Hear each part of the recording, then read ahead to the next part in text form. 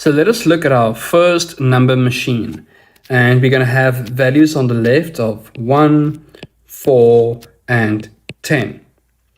Now, how this machine works is we take the number on the left-hand side and we replace the variable on the inside with that number to produce an output value.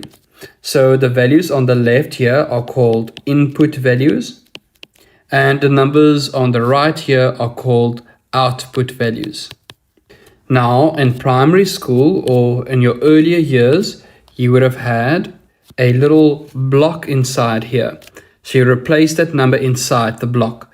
But now we are introducing a variable. So our input value is the value of x.